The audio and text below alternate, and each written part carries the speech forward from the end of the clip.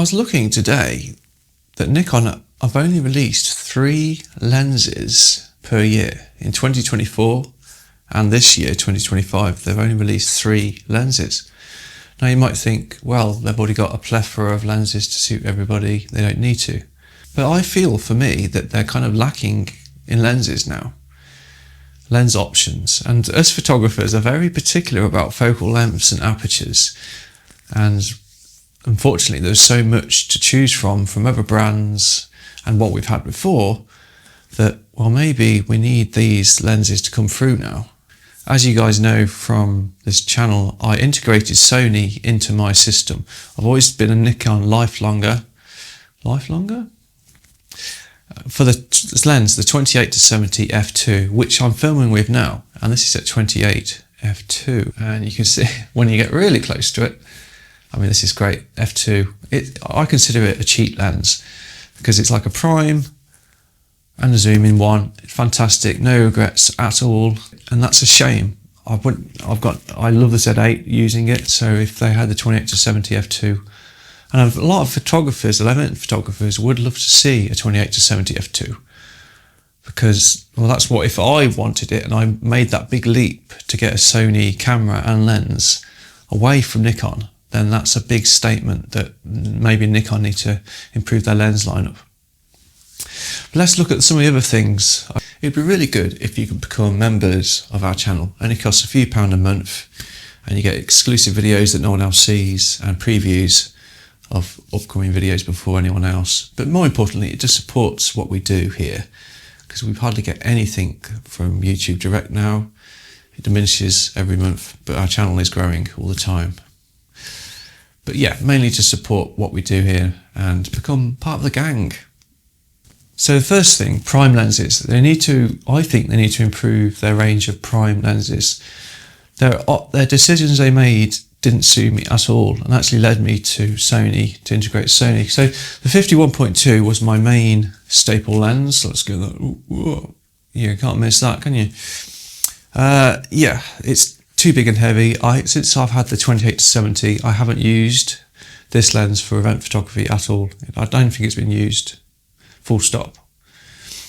And because if I do want a lightweight version of the 51.8, which is an amazing professional lens, great, perfect, but it's 1.8.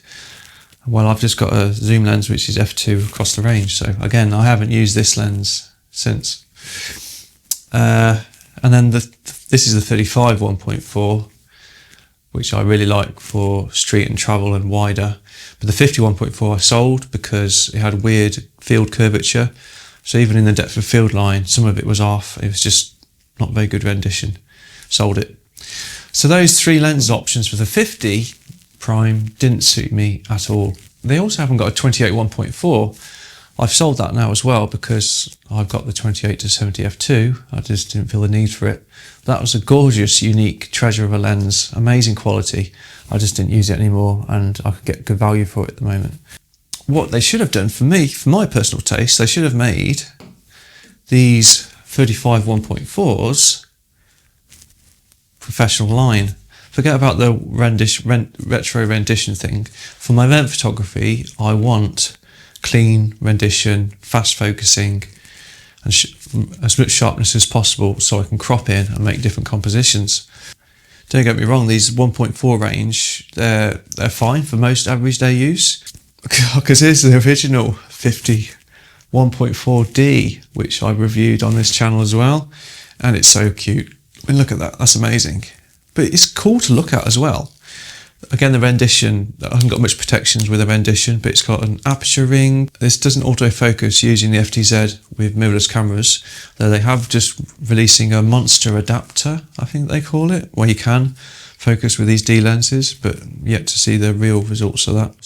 For my casual use, this 51.4D is really, really cool. And it looks good on the camera as well for my D700. You also have, Nikon should think about the aesthetics of how the lenses look. So these lenses, they look good on the Z8 and so forth because it's all the same uniform black kind of plastic. But if you put it on the ZFC, so there's my ZFC, cool blue colour, If you put these lenses on, I'll show you. If you put these lenses on, it really doesn't match the aesthetic. So, right, so like that. Let's have a look. I just don't think it looks that good on the ZF in any colour, I don't think. Is it a big deal? It doesn't change the results of photography at all, but, well, the rapport you have with your camera and the lens is really important. That's hence why I've got the D700. I've gone back to DSLR for my street and travel, because I like the feel of it and I like the look of the lenses, like this. They've made lenses that were the retro style to suit the ZF. The retro lenses will still look good on the modern cameras as well, like the Z8 and Z9 or whatever, Z6 III. It wouldn't do any harm for that front, but it would do a great benefit for the retro ZF users. I know they have the 28 and 40 retro style lenses, but they were made for the ZF-C, and they're the lowest quality. They do okay, they're fine. All lenses are okay now, but I've sold them both because I just didn't like the rendition, because I got the 35, where am I? Yeah, that's on the camera.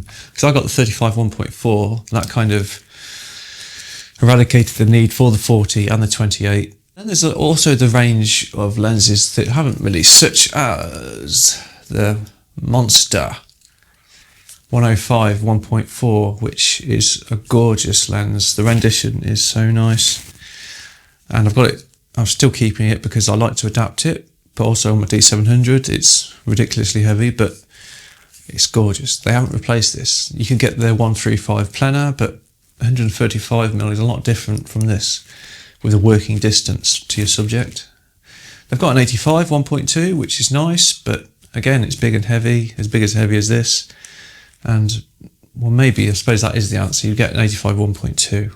And, yeah, this little fella, the 1.7 teleconverter F-mount. And a lot of people don't like this, but I've just to know if I've got the really good copy, because when I use it with my 400 2.8, it's amazing. I think a 1.7 converter is just right. I feel the 1.4 converters, there's no real point, because you could just crop in. A 1.7 just extends it beyond that, so you can't really crop in the same as a 1.7 converter, and the 2x converter is not so good quality. So maybe they bring out 1.7. With Nikon not releasing a lot of lenses this year or the year before, I feel like they're kind of missing the point of what Nikon users like. They're photographers more than videographers at the moment, of course. And they've released the ZR, which looks fine, it looks great, but I think most people don't really need that. But it looks like the photography side with the lens options have taken the hit on that, because they've only got so much resources to use, right? They have just released some DX lenses for the Z50 Mark II, which is great because that's long awaited as well. Really nice. I think they've got VR. Then third party, they're allowing some third party lenses to come in, like FIPOC. I think that's the way you say it. We're getting real momentum, real respect from Nikon users, but they're manual lenses, and that's a different experience. So maybe Nikon should allow third-party lenses to come in, like Sigma, who are breaking waves for Sony mount, all the different focal lengths. So yeah, I mean, lenses are very, very particular, personal to you, what you like and what you don't like. What would you like to see that I haven't thought of? Because I've just talked from my perspective, which is obvious because it's my perspective. If I've jumped or integrated to other brands and lenses, that means other people must be doing it too. But yeah, let me know what you think, and see you next time.